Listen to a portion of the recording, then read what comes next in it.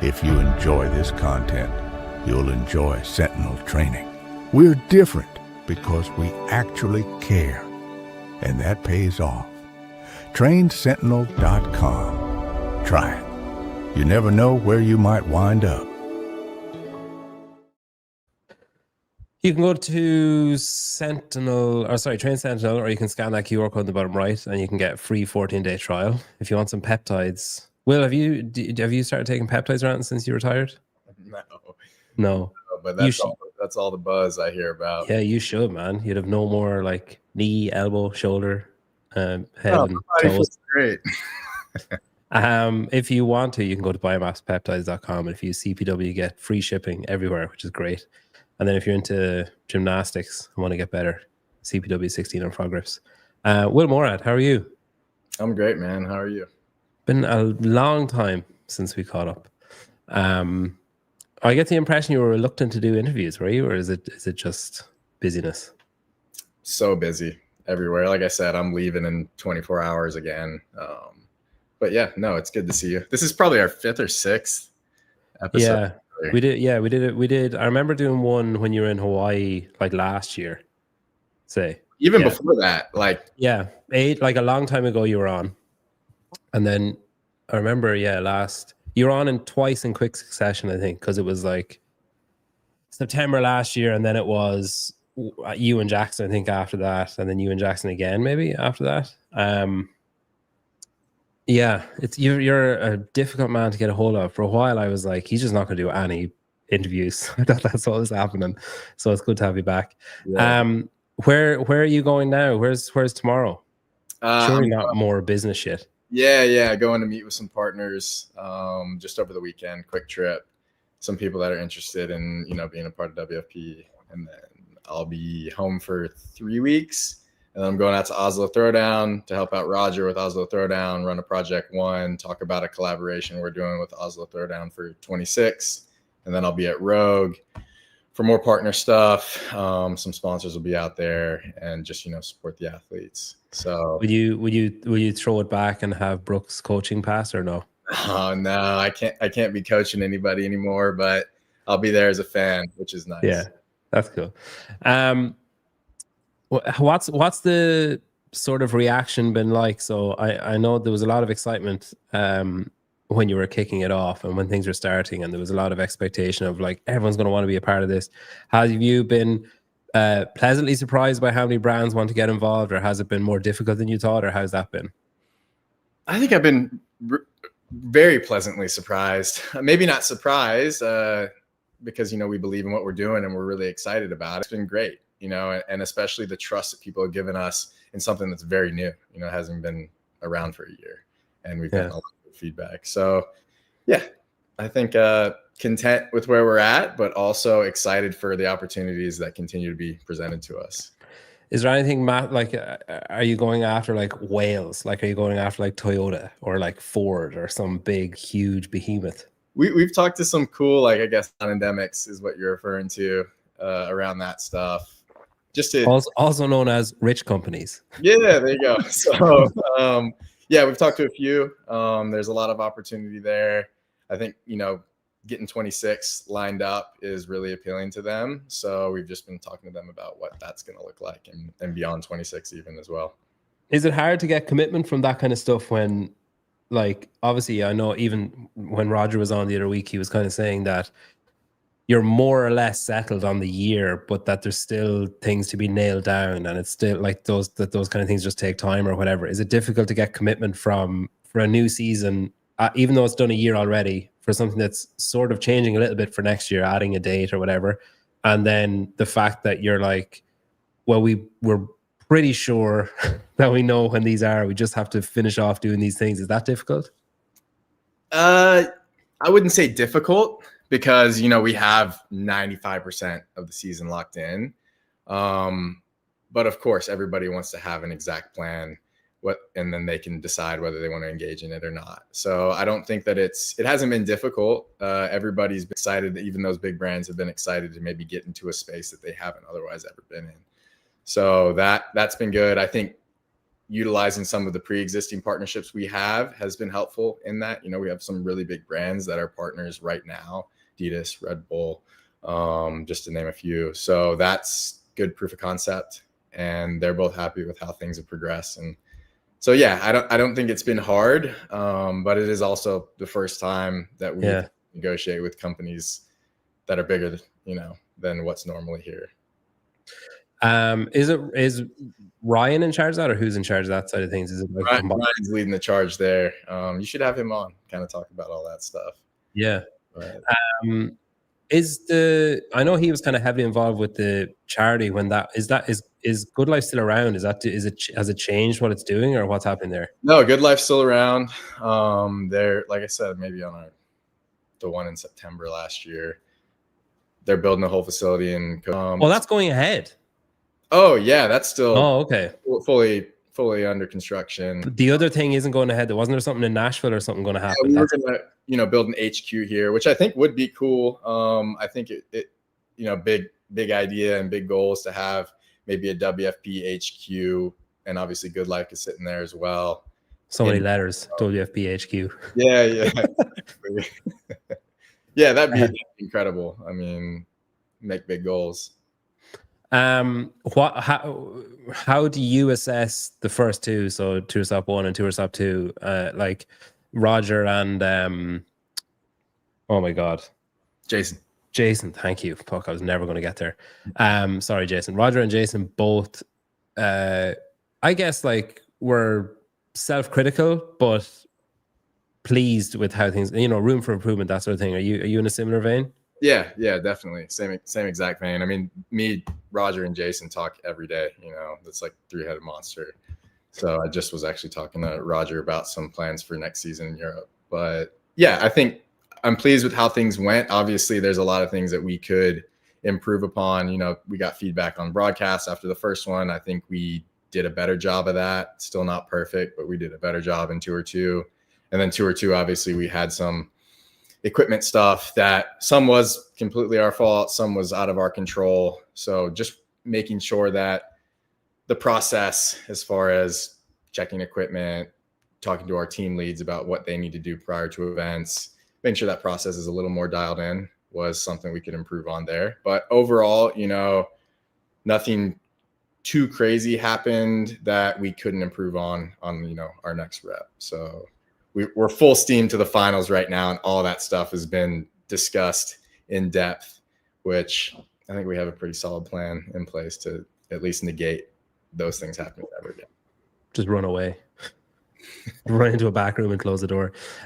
With the Tourstop 2, it was kind of interesting to note that the amount of appeals, especially because when it comes directly after the games, it's an easy comparison because it's like, recency in your memory, it's kind of stuck there.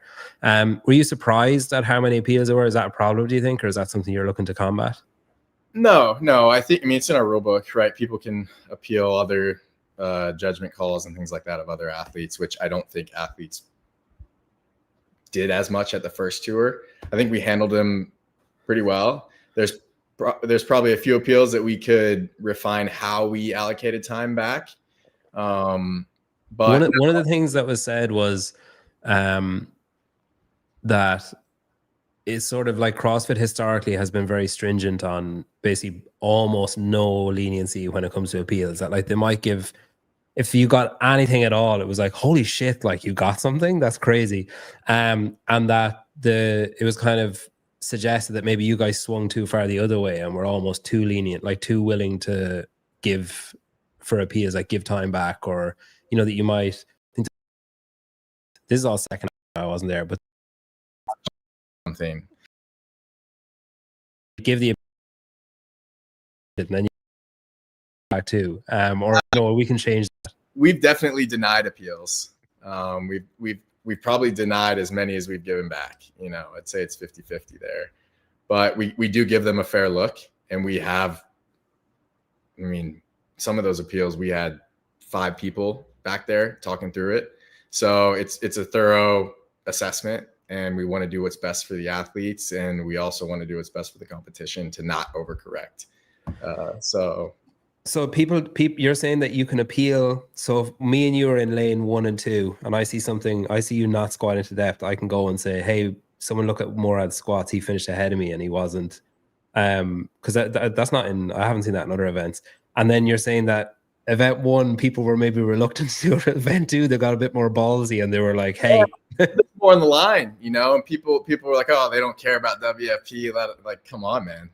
Everybody really cares, and there's a lot more on the line. The deeper into the season you get, the more people are gonna want to do what's best for them and make sure that they feel like the most fair decision was made. So it was actually fun, and it was a new dynamic, I think, between athletes and coaches and training camps to see that. Because like if someone asks me like who did the appeal, I'll tell them. You know, it's just like.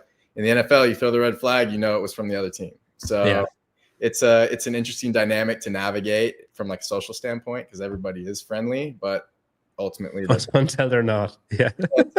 So that's been were you surprised with the number of withdrawals, or is that because it was kind of tail end of the season, bit of fatigue, people are a bit, you know, is that just something that we're going to have to get used to, do you think? Yeah, I think that's in any tour sport. You know, triathlon, I reference triathlon a lot. Like there's a lot of athletes that are pros in the T100 and in Ironman, and they sign up because it sounds like a great idea or that's their plan, and they pick up a little injury and they can't compete anymore. So I think that that's normal in sport. I wouldn't say that there was a ton of withdrawals, but there's certainly going to be there. And some people won't want to compete. Some people will get hurt, whatever it is. So not surprised. That's kind of just the nature of the business. One of the things, so the contracts this year were done off, you know, athletic performance or performance within CrossFit and stuff, and the game season, all that. I'm guessing like social media and all that stuff probably played a part too, and reach and all that kind of stuff. There obviously there's variance within those contracts. So like some people were on, you know, whatever, decently high amount, and then there was sort of a sliding scale down.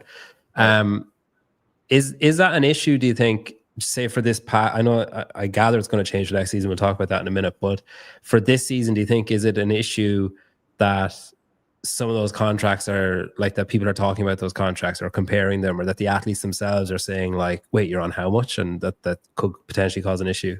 No, I mean, we had to start somewhere. We're going to use the same structure for next year, but next year's contracts are based off of where they finish at the end of the season. So if you're in first place, you'll get the most lucrative contract. If you're in 20th, you'll get the least lucrative contract. I mean, those all still include travel and accommodation support, which, you know, the value there is pretty high as well. So like those numbers, if you're paying somebody 20 grand a year, it's actually a little bit more because you're covering travel and all that stuff. But you should partner with like an airline or like Marriott or something. We've talked to a few. What's the really shit one? JetBlue or something, is it? You could, yeah, I'm sure. Spirit. Yeah, you just hire Spirit to be the actual, like, just to not do anything else. They'd probably make more. So is it going to be, how can I phrase this fairly? Is it going to be cheaper next year than the contracts? As in, if you're in the first year and you're like, right, we'll give you, I don't know, $80,000 if you come and do this season that you've never heard of before, and you just have to trust us, and we need you to put loads of shit up on social media and stuff, versus next year where it's like first place gets this and it's a sliding scale down to 20th and this. If you like it, cool. If you don't, we'll backfill. Like, it's sort of you can go into it with a more of a, maybe a combative mindset, or a, you know, more businessy mindset. Is it going to be like more economical for you guys next year doing it that way, rather than having to negotiate or having to try and convince people in the first year? Yeah, I think it will be, because we have a year. Everybody's kind of looked at the contracts before. The agents kind of know how to work with us. They know that we can deliver on everything that we said we were going to deliver on. So I think the negotiation should be a little easier. It's not and it's not even necessarily that it's negotiating. There wasn't really any of that. It was kind of like, here it is. This is what WFP provides. Take it or leave it, across the board. And I assume that'll be the same this year. Are the contracts going to be public or no next year? Good question. I don't think so. I think like the athletes can talk about it, but I'm not going to go promote what athletes are making. Could be a good incentive though if you said, hey, first place gets this, and then just let us fill in the blanks. Yeah. First place gets this, last place gets this, and then we can just try and do the math Just in give the you middle. values and Yeah. kind of guess. Yeah, that'd be good. First place gets 10,000, last place gets 0. You can fill in the blanks. Had you heard of anyone like kind of saying this year, say gone by, being like, I think I spoke to 1 or 2 athletes and then they kind of said a number and I was like, oh, that's not what I heard from someone else. I better not respond or I could cause an argument. Like, was there any of that kind of stuff where athletes were saying like, how is that person on this much? And is like any of that? No, I haven't heard any of that. Maybe there's been dialogue between athletes to each other, but I haven't been involved in any of that. That's good. So the structure for 2026, then it's going, first place gets this, sort of like similar to prize money at the games or at whatever World Fitness Project, that there's a scale to it that you can kind of predictably follow. And then I'm assuming it'll be the same every year. It'll always be based, the spots will be based off the previous year and the contracts will be based off where you finished in the previous year, basically. Correct. Yep. Okay. And then there still will be the challenger division, etc., to earn points and whatever from 2026 and onwards as well. That's not changing. Yeah. Okay. You mentioned on the on your guys' show, you mentioned that you might be partnering with other events for like challenger series and that kind of stuff. What type? Like, can you name any events or what level of event? Absolutely. Oslo Throwdown and Monster Games will be 2 of our challenger series events where athletes can go and earn some points towards the Pro Tour. And then we're in negotiations with a couple other ones that should be released soon. And then some. Is it like that's that level, we'll say? That like. Yeah, exactly. Massive. Sort of bubble-ish type, like what would historically have been a semi-finals bubble or a regional bubble athlete. Yeah. Exactly. Yeah. Okay. Globally, or are the rest American or? Yeah, global. Okay. Like Oceania? It will all be released very soon. Very soon. Speaking of Oceania, so I heard a rumor a while ago that you guys went to Torian and suggested that you might bring that that you might like put that as a tour stop and bring some of the top guys over there for an event next year. Is that true, or did anything come of that? We've talked to all the big events about potential collaboration and how we can just create value for the athletes competing at their events. Wodapalooza also, just to name another one people know, because people are putting time and effort into these events. How do we make them a part of the tour and, give them points and marketing and all that type of stuff to contribute to the WFP season? So yeah, we've talked to a lot of events about what that could look like. Is that, would you see how, I think Wodapalooza is kind of whatever. It's sort of in the CrossFit ether, but not necessarily directly associated. I guess now it will be with the open announcement and stuff. But Torian has for years been a semi-final, and for years it's like it's from a CrossFit gym. The guys own a CrossFit gym. It was in the CrossFit gym for years, and then it moved, and it's always been like, can you see how that could be viewed as like a shot across the bow sort of thing from a CrossFit standpoint to approach them? No, I don't look at it like that. Oslo Throwdown and Monster Games are also big, successful events that have been bootstrapped by gym owners and things like that, and they're going to be a part of the season. So, no, I think it's just trying to serve other parts of the world that haven't had WFP events previously and make it easier for the athletes there and brands there to activate within the WFP, because they do like what we're doing at the WFP, and they do want their athletes to be able to participate in it. So that's really more what it was. It wasn't like, hey, we're going to do this in spite of CrossFit or a show. Would you ever partner with, say, if Torian turned around and said, oh, we've applied, I think the semifinals application closes like next week or something, or the week after. So if they say, oh, we've been given a semifinal, but would you be like, oh no, that's good now? Or would you find a way to try and work at that they could do both events simultaneously? Yeah, I think it would be worth discussing that. I think the initial holdup I would see is just, the rules and regulations that WFP abides by. Is that going to be the same as what CrossFit does from a movement list standpoint, drug testing, all that type of stuff. If you could align on those things, then yeah, I could certainly see that as a possibility. But you have to kind of stay true to what is making WFP a little bit different than what's been previously done, and it's that type of stuff. So that's, from my standpoint, easy to negotiate and easy to have conversations about because it's very sport focused. Would it make it tricky on you, the fact that you program the tour stops and then suddenly there'd be like 6 events, but this one's going to have 8 because it's also a games qualifier? Yeah, that type of stuff would have to be discussed because there needs to be continuity between tour events from a point allocation standpoint and from a prize money and all that. So I think that it would be, I mean, we've kind of talked about it. So it's not like those conversations haven't happened. They've a lot of them have happened. And everybody wants to align on that. It makes the job easier for the people running the event. Yeah.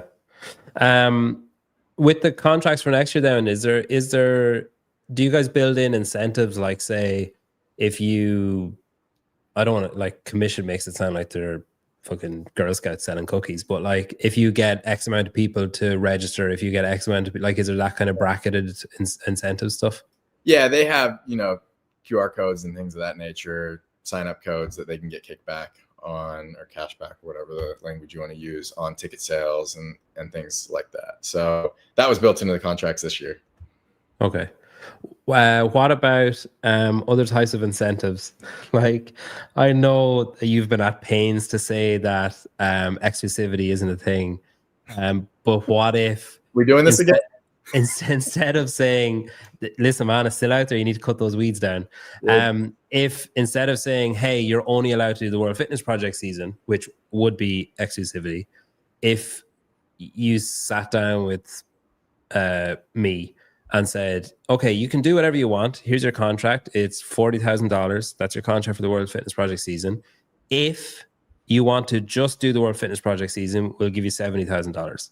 So that's not actually exclusivity. You're not forcing exclusivity. You're not doing anything like that, but you're just offering a cherry or an incentive. Is there anything like that on the table or no? No.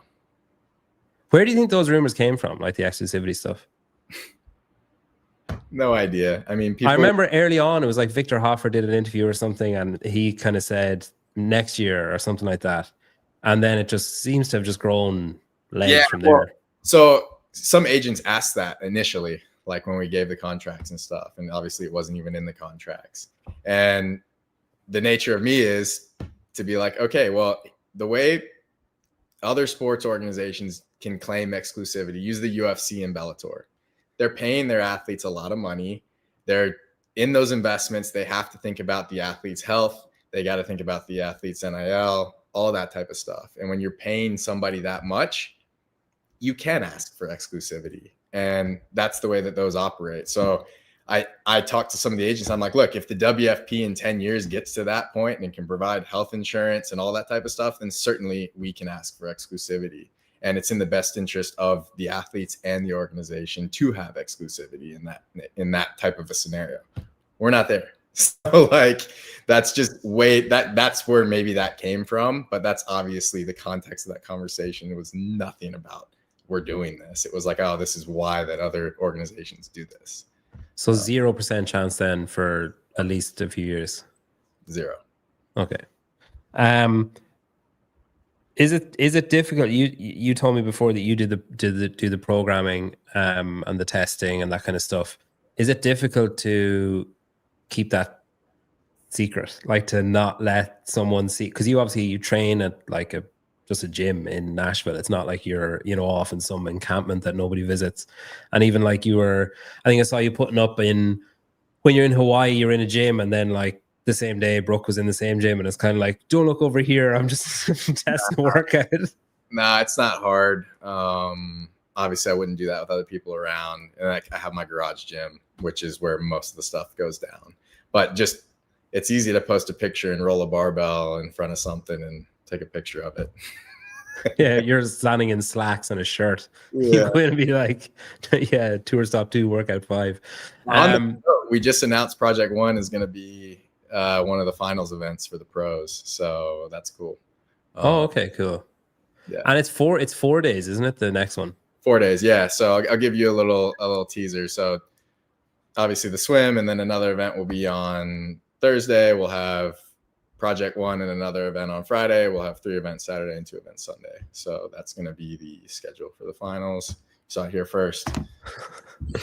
And what's the story at the swim? They're being like ferried out. Nah, they'll be on buses. They'll be on buses. So, but it's around like a peninsula bit or a bay or something, is it? Yeah. So Denmark and Sweden are right next to each other, and the bridge that connects Copenhagen to Malmo, Sweden. So they'll just take they'll take a bus to Sweden and then go up. It's about an hour, 50 minutes to an hour bus ride, and they'll do the swim there at a swim venue. Roger's sister actually she operates. So we have full autonomy there to kind of do our thing, which is nice as far as getting permits and safety and all that stuff. It was a lot easier to use that one. So that'll be cool. It's in Helsingborg, Sweden. I've been there. And they stay there. So it's like the swim is in Helsingborg, then they get back on a bus and come back. Yeah. Yeah. So we'll do like, we'll take the pro men or pro women, whoever's going first, bus them out there. They'll do their stuff. Then the girls or guys will go out maybe an hour later, bus them out there, and then we'll bus them back. And is it an indoor pool or what? Indoor. I think it's about 900 capacity. I think they had the Swedish national championships there. So it's pretty cool little stadium. Honestly, I might be one of the dumbest people on earth. When I heard about that, I was like, wow, they're going to swim back from Helsingborg. That is fucking insane. I was like, the water's going to be like, someone will definitely die. The water will be so cold. That makes like immeasurably more sense than what I was thinking was going to happen. That's a lot smarter. I was like, this is crazy. Okay, so then ticket sales for that, how's that going? Have you started selling tickets yet? Yeah, it's going really well. We've already sold more tickets than we have at the first 2. So that's Europe, you see. We're hungry.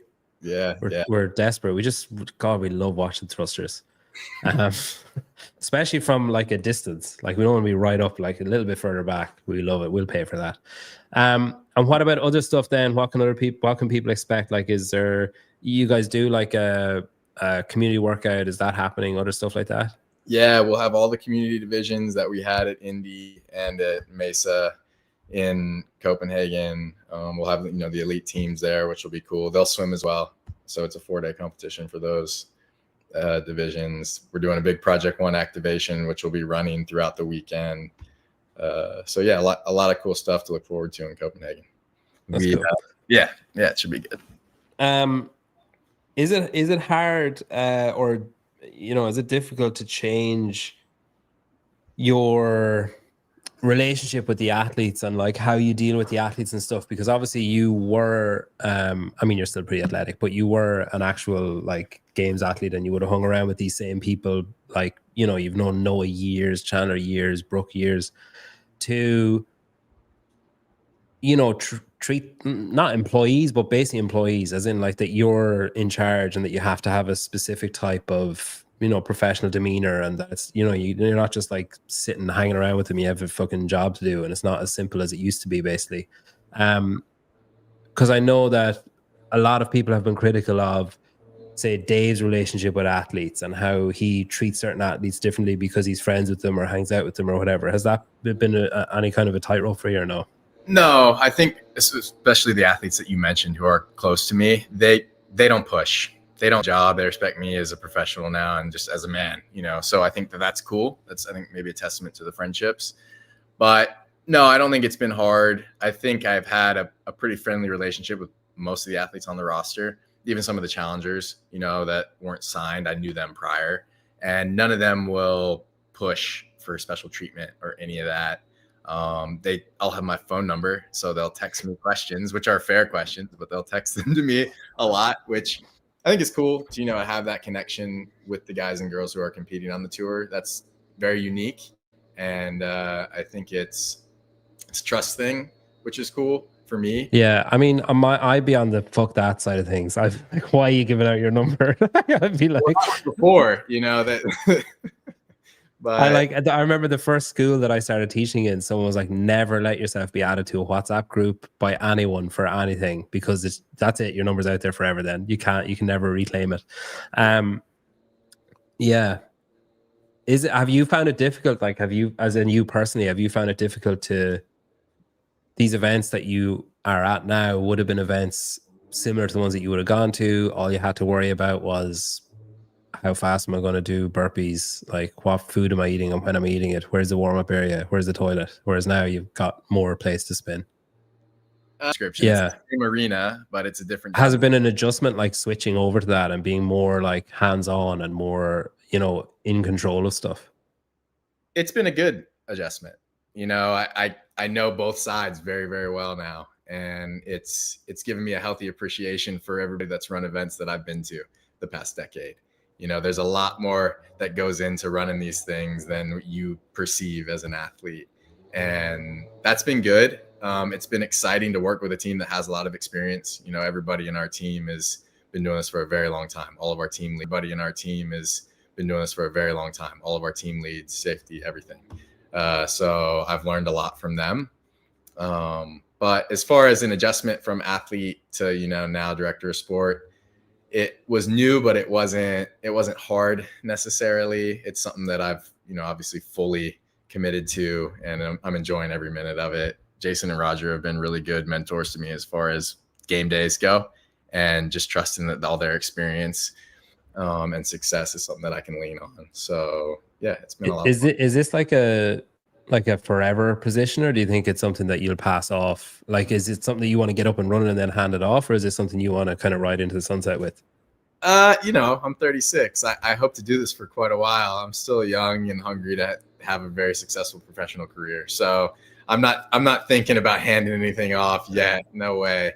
But if the time's right down the road and I'm 46 and we've built a good organization and it's smooth sailing, then yeah, that's certainly something that you could do. I think that's the natural progression of any profession. There were other rumors that World Fitness Project talked about, or maybe officially like put in a bid for CrossFit, and that there was these kind of discussions about maybe putting a bid in for Wadapalooza as well, and all this kind of stuff. Would you, if CrossFit was to change ownership, is that a conversation you'd be looking to have of like, hey, I'm a pretty good director of sport, maybe I could do a job? I don't think I'd like sell myself. I think, you know, we've done a pretty good job so far, and I'm focused on WFP. You know, I think if those opportunity, if the new ownership wanted to collaborate with WFP, that's something that the WFP would certainly talk to. Like that would make sense to always have an open door. But we'll see. You know, I'm happy with where I'm at. I don't think that that's something that I'm actively searching for at all. You know, I love my job. You talked there about the open door and open communication stuff. What was the internal World Fitness Project response when the quarterfinals dates were announced of like likely clashing with the Spanish event? Yeah, well, we had contingencies already in place in case something like that might maybe happen. Then it did, and we've already actively changed those dates. So we're trying to do what's best for the athletes. So we did it this year with a couple of our events moved around because of people putting events on top of ours. So we did it again, and that's very much playing for the community. And I don't think we can, whether you believe it or not, it's a fact. So we had contingencies in place in case that happened, and we're going to announce the season pretty soon, which I'm very excited about, including those Challenger Series events. So yeah, you know, we're trying not to sit on top of that season as much as possible. So when things like that pop up, for that, like for clashing and for, you know, even moving, but then French Throwdown obviously clashed still, and you know, this kind of just, it's such a condensed like period of the season that it's sort of, you come to, if you lay out the calendar, if someone said to me, okay, I'm going to have an event, when should I have it? My knee-jerk reaction would be, right, it has to be either before the second week in February or after like the second week in June. And then you've basically got a month, and then you're going to be looking at September. Was there any temptation to just do that, to just be like, right, screw it, let's just leave that block alone just in case something happens, and let's just focus on, you know, maybe an event in July and then the rest like October, November, December, January? Yeah, we definitely consider that. Certainly for 2026, we've done that. So yeah, man, I think the thing that just happened with us, you know, kind of having our date out there and then them putting the quarterfinals there. Do you think they did that like reactionarily? Do you think that I don't know. I'm not going to point fingers. I'm just glad that we had a contingency in place and, you know, are still ready to rock. So, yeah.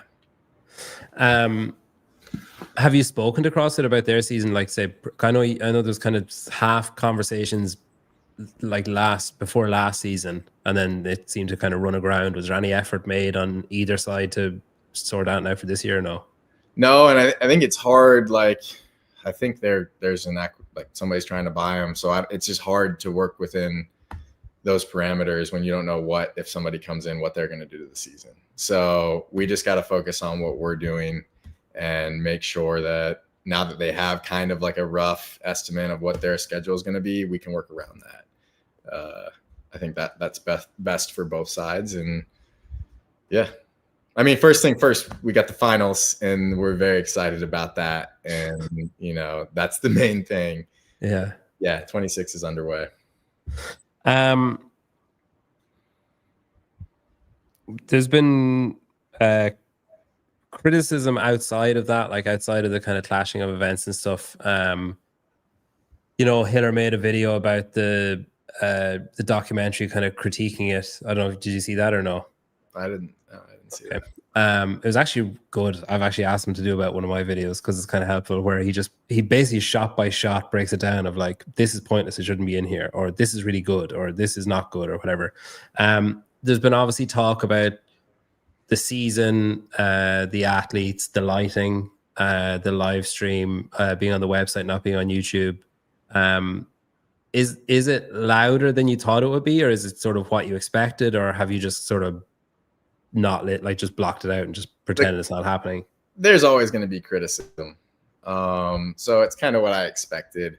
I think you want it, you know, the publicity is good, and sometimes it helps us improve, you know, other times it's just noise. But yeah, how do you discern between the two? Like, is it who's saying it or how it's said or what? It's just being objective about what they're saying. It doesn't really matter who's saying it. It's just hear what they have to say, and then if it makes sense, you know, have a conversation with our team and apply it if it makes any sense. So it seems pretty rational mind, but seems like it's helped us a little bit at least. On that show that you did with Seth and Lauren, I'm trying to remember who the third person was that was on it. Was it Gabby? Tommy? Oh, it's Tommy, yeah. You mentioned a smear campaign. What were you talking about there? What kind of things were you looking at there? It's just the criticism and all that type of stuff that's negative WFP. That's all I was referring to. Yeah, that. Can you understand how people would be like it's kind of tricky, because I suppose my sort of stance on it has been, okay, see what they do, and I'm not going to give them the benefit of the doubt the same way that I wouldn't give the CrossFit season the benefit of the doubt, because the initial outset was, you know, we've been around, we've seen these competitions, we've seen how they run. We think we can do it good. We think we can, you know, we can be safer and more transparent, and, you know, etc. So I think straight away I was like, all right, I'm going to judge them on a high bar then, because if they're using 20 years of CrossFit seasons as a benchmark and they believe they can do it better, then let's see them do it better. So I think from my perspective, that immediately was sort of set up for criticism, because if you say like, we're going to do it better than anyone's done it before, I know they weren't the words you used, but that's how it's heard. So then it's like, right, okay, I mean, good luck. And then when it starts off, if you see a mistake, you're like, CrossFit have made that mistake already, how are they making that? I thought they were going to do it better. And then you know, little things become, it's like death by a thousand cuts, where, you know, all these little things start happening. And then I know that your view is like that it's negative, but a lot of it is like critiquing, you know, like seeing flaws. And I think criticism's natural in anything that you're doing, especially under the public eye when you're serving thousands of people. And that's fine. I think criticism is different than disrespect, and that's at least how I discern Where would you draw the line? Like, what do you think is disrespectful versus criticism? Yeah, it's a blurred line, but I think that's for us to kind of discern what's maybe a lot. I mean, I think if someone came out and said like, "Oh, Will Moorad's a piece of shit," like that's not criticism. Like, I mean, it's critical, but it's not like not very discerning. It's just like an insult. Versus, I think it's really dumb that they don't put it on YouTube. I think that is criticism that's probably warranted. Absolutely, and I think that's kind of where I decide what I listen to and what we make decisions on to improve upon, or if it's on the other side of the fence, we just don't listen to it or engage with it. So I think that's maybe the line that we draw as a company, which I think is a fair and reasonable way to make decisions. I would suggest if nobody has, somebody, especially in the media team, should probably watch Hitler's video on the documentary and just like take notes of like his criticism. I felt in as unbiased a way as I can be watching it, I was like, this is actually very accurate. Like, it's funny too. Like, it's a good video that he made, but it's very accurate criticism of like, oh shit, yeah, that actually probably could have been cut out, or like little bits like that. Like the creative side of the. Okay. Yeah, even just like I said, I've asked him like, hey, can you do one on my video, because I just want to get better. And I think that's like World Fitness Project's aim is to do better by the athletes and improve the sport, etc. So, is it difficult, or has it been difficult pitching yourself or being pitched almost against CrossFit, like that it's your CrossFit or your World Fitness Project, or if you're for CrossFit, you're not for World Fitness Project, and if you're for World Fitness Project, you're not for, at the very least, you're not for Dave Castro. It's like, fuck that guy, let's go World Fitness Project. Like, if you go on Reddit, that's basically it's that black and white.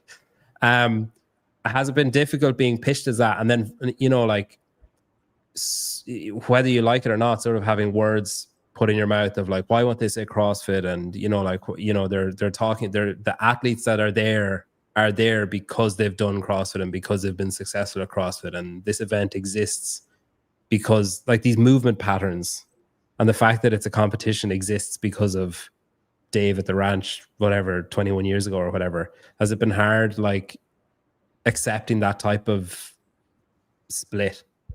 No, and I think that it hasn't changed from what we said. Like, we do think it's been additive, and we have made the moves to not impede what that season is as best as we can. Like we just did this past, whenever they announced their season. I think that people like that. People like the negative narratives and things like that. It seems to be what people absorb the most now, which is fine. It hasn't changed the way we operate. Yeah, man. No, it hasn't been hard. It's been good to chat with the athletes directly about that, because they're the ones that it probably impacts the most, and they love what we're doing at WFB. You've heard a lot of guys say it on some of our documentaries, like, if you have anything bad to say about these guys, you're wrong. They're trying to do what's best for us, and they run a great event, etc. So that's been good to hear, because that's who I'm in contact with the most. But yeah, that pick a side thing, I don't pay too much attention to that. You personally as well, obviously owe a lot to CrossFit too. Like, I mean, when you think of, like, you train at a CrossFit gym regularly, you've competed at the sport for years. Like, even the fact that those conversations exist, does that hurt a bit, that it's like you're seen as the person causing a split? You know what I mean? No. I mean, yeah, CrossFit Prep provided a career for me. It obviously helped this get off the ground, and this sport is incredible. People saying, "Oh, they don't say my name," all that. I mean, come on, like, what are you doing? I trained at a CrossFit gym and a WFP gym. You used to own an affiliate too, didn't you? Yeah, I owned an affiliate for 4 years. Coached for a very long time. It's just creating an additional opportunity for the community. And I think that that's really it. And I don't know that I'm not like anti anything, that's crazy.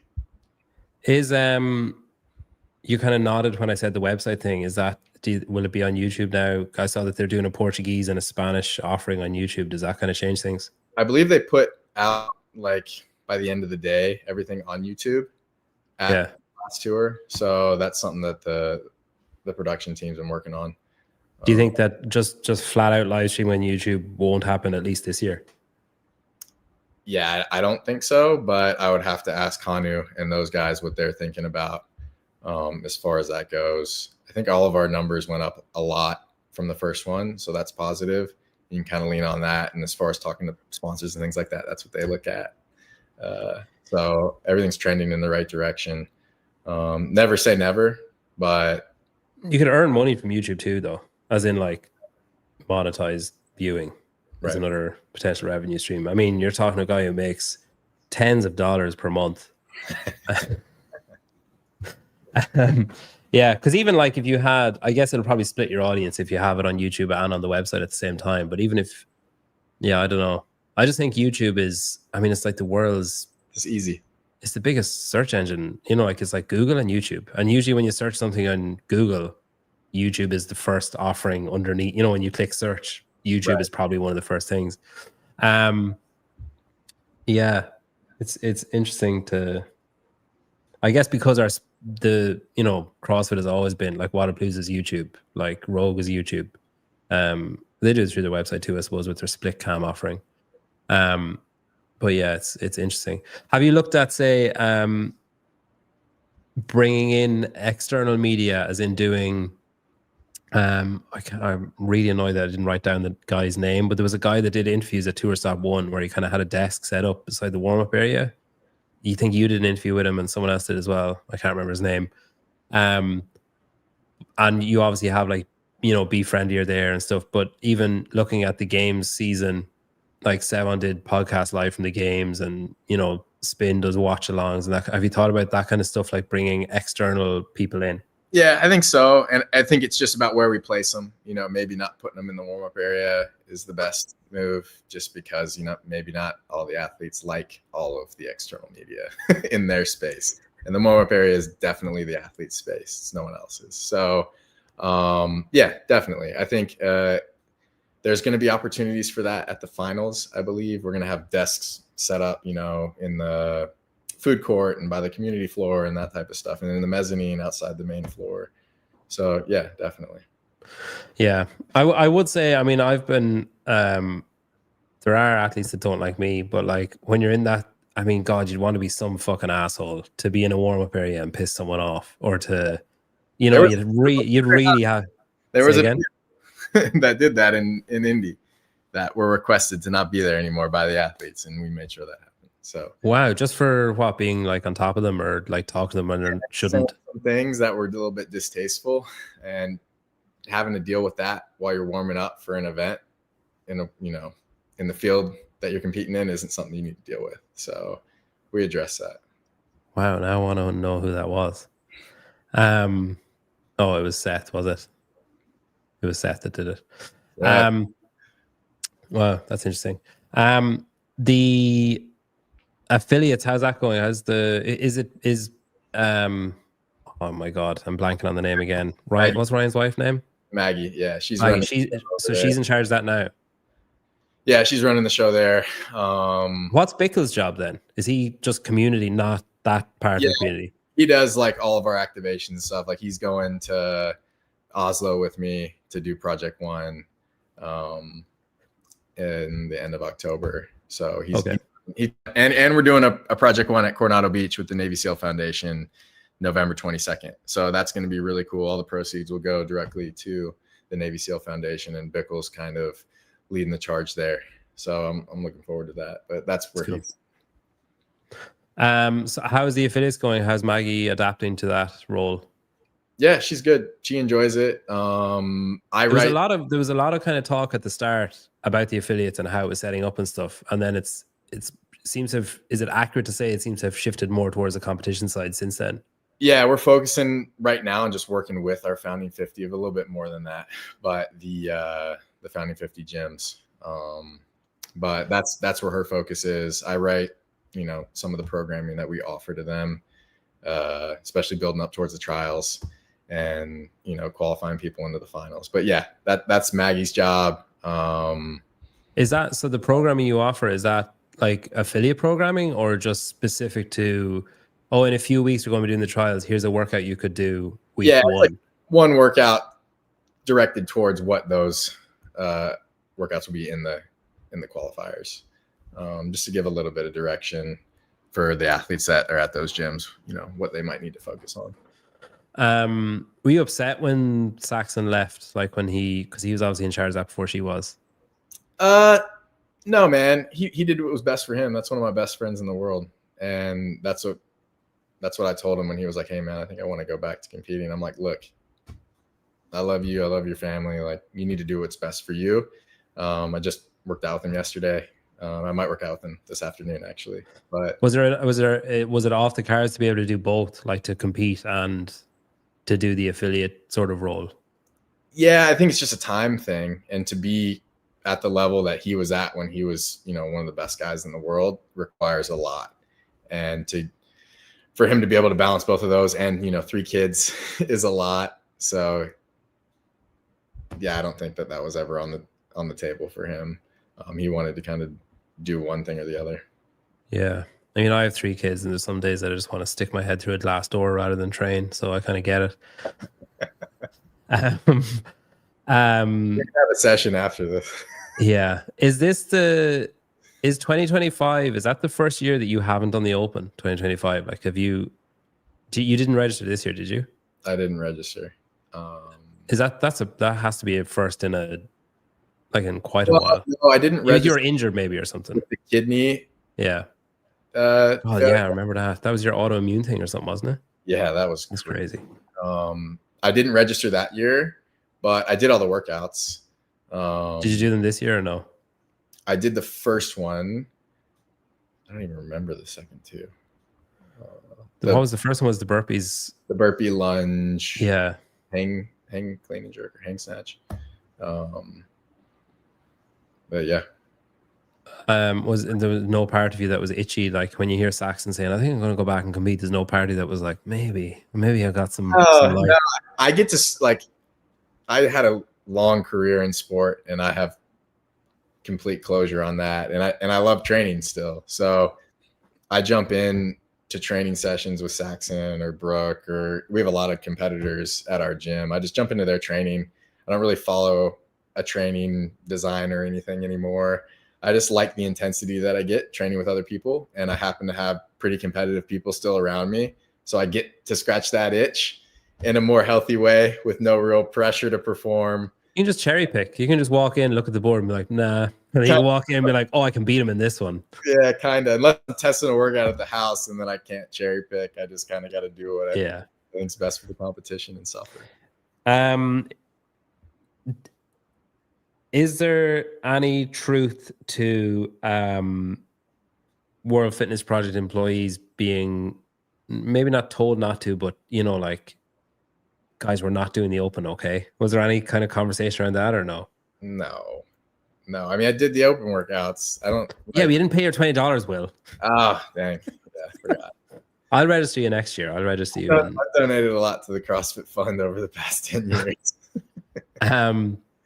Is there Brooke is obviously retiring. She's on her year-long retirement tour of, she's got Rogue as her next stop, and then she's Copenhagen. Do you think, is there an opportunity for someone like that, say, who's been a positive impact on World Fitness Project, to maybe move over into one of those kind of roles of like helping out with promotion and maybe the community and stuff? Oh yeah, I've talked to a lot of the athletes that are still active, but maybe on the last leg of their career, about opportunities, and specifically for me, like on the sports side, it would be cool, to have a group of athletes on an athlete board or a sport board that I could bounce ideas off of and utilize the decades and decades of experience that they have to make the product and experience even better for the athletes and the community. So yeah, I've had a lot of those conversations, which has been fun. The PFA aren't involved at all, are they? Like in World Fitness Project? No, but Brent's been at both events. We have dialogue around certain things that are going on. I have a good relationship with him. So Cool. One of the other critiques or smear campaigns has been the sustainability of it. Jesus, is that coffee? yeah, I thought this was coffee pods and wads. Yeah, but I mean, I'm drinking like what I feel is a normal human amount of coffee, and it's also 7 p.m. This is the American dose. Like a big gulp of Americano. Gone away from the roots. Getting back. The sustainable aspect of it, of like, the financial sustainability. I know you're talking about partners and etc., but even when you look at, like you talked there about the contracts of, covering accommodation and flights, like that's not cheap. And I mean, Rogue does it. It's sort of like, I kind of view it as like, is it called a loss leader? When a store sells bread cheap to get people in. So it's like they know they're going to lose money on Rogue, but people go to the website and etc. And World Fitness Project don't really have that branch to what they're doing. Like it's basically, come and buy a ticket and you can support us in that way. And then it's like, or, we'll see you next time. Like you're not driving them towards something else. And then CrossFit has for years been, sometimes criticized for relying so heavily on the affiliates, and that's propping the sport up, and that's where all the money is coming from. What is the long-term projection for, like, is it going to be purely based on partnerships, do you think? I mean, even when you look at Tour Stop 2 and the signups probably weren't where you wanted them to be for the community divisions, which is where a lot of competitions get their income too.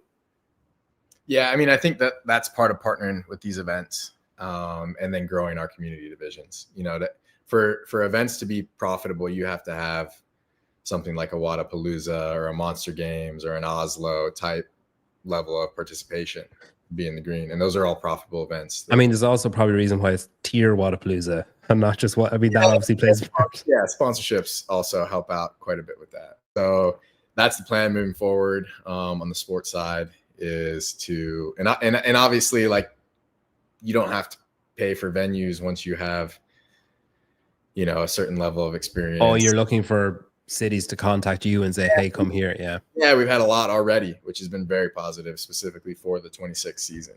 So that offloads a ton of cost right off the bat. So yeah.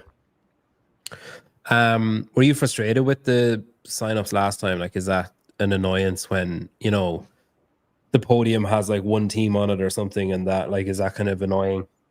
Yeah, but I think we kind of expected that with where it was, with the age group games going on and then the games being just prior. You kind of thought that was going to happen. We sold out, which was cool. We had to cut off ticket sales, which was very positive. And yeah, certainly it's disappointing, but it wasn't that we definitely thought that was going to be something we'd have to deal with when we picked the dates. Are there gyms around Copenhagen? Like, are you going to give out tickets to local affiliates, or do you think sales you won't be able with demand? I've been over there 4 times already, all through Denmark and Sweden, and done activations at a million gyms and given out tickets to the owners and like the people that came to the activations. We gave some tickets there. So yeah, I think that could be something that we are going to have to deal with, because ticket sales are already going crazy in Copenhagen. But we did give some out just to those gyms that accommodated us while we were over there. So Copenhagen is 18, 19, 20, 21st, is that right? Yep. That's the first time. That's my third attempt at getting it, and it's the first time I've gotten it right. Coming around. And then after that, there's Marbella or Mallorca in or around March, April, somewhere over. It sounds like it's going to be April. And then 3 more, including a final, or excluding. We'll announce all that very soon. But yes, it's nice. I find it's always great to tease announcements, like to drop like some breadcrumbs. I gave an additional announcement of Project 1 at the finals, and then I gave you the amount of workouts and what days they're on for the finals. So that's fair. That's You could tell me the other cities if you wanted. That would pretty be a solid. nice. Finals first, Copenhagen, 18th through the 21st, and we'll be in Helsingborg, Sweden for the swim event that Thursday, the 18th. Okay, that's cool. Have you last little piece? Have you had much?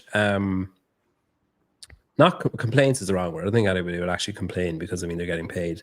But have you had any kind of grumblings of, I think was it Dallin and those guys on that Boys Interrupted when they were like, oh, this is gonna be amazing, and then after the games they're like, geez, I'm pretty tired, and then they're, at the tour stop 2, and they're like, yeah, this is pretty difficult to lift myself. Have you had any kind of conversations like that with people saying like, man, Copenhagen's pretty close to Christmas? Like it's, No, actually, a lot of people are excited about it. They're going to spend the holidays over in Europe, or if they're from there, they'll spend the holidays in Copenhagen with their families. So I think that's been received pretty well. Copenhagen just happens to be, a Christmas city with the Christmas markets and stuff, which has helped elevate that. It's not like we were going to some town that no one's ever been to. So no, it's been received really well. And I think everybody just knows how Europe shows up for events, and that's exciting. They'll be in front of a sellout crowd, which is always cool for the athletes. Cool. Okay. I think I'm done. Thank you for coming on. I got to get you the BFB hat. Yeah, I don't know if I could do like Sherlock Holmes, have one going forwards and one going backwards. Just turn my head every so often. I know I like this hat though. Okay, so season announcements next maybe 10 days or so that'll start coming out, I guess. And then online, the website, it sounds like, for streaming, and then to YouTube afterwards is the plan for Copenhagen, and then Christmas, and we'll see after that. That's right. Cool. All right, thanks, Will. Thanks everyone for watching. Chase and God, who else is on that? Chase and Lucy Campbell. This is her t-shirt actually. Lucy Campbell, John Young, and Jenny are doing CrossFit Jeopardy now. So if you want to go and watch that, you can go and watch that. Thanks for watching.